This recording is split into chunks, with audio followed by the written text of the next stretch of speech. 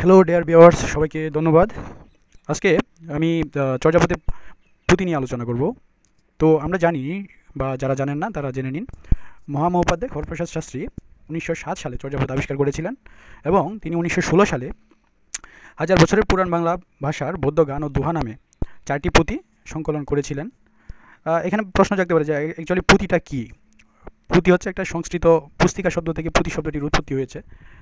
হাতে লেখা বইকে হচ্ছে পুস্তিকা বলা হতো প্রাচীনকালে। আর যেহেতু আগের দিনে ছাপাখানা ছিল না, তাই তখন হাতে পুঁথি লেখা হতো। প্রাচীন বা মধ্যযুগের প্রায় সকল সাহিত্য হাতে লেখা হয়েছিল। এদের অধিকাংশ বা একাধিক সংস্করণ তৈরি করা হয়েছিল। তাই প্রাচীন এবং মধ্যযুগের সকল সাহিত্যই হচ্ছে পুঁথি সাহিত্য। হরপ্রসাদ শাস্ত্রী 4টি পুঁথির সমন্বয়ে হাজার বছরের পুরাণ বাংলা ভাষার গদ্য গান ও দোহা সংকলন করেছিলেন।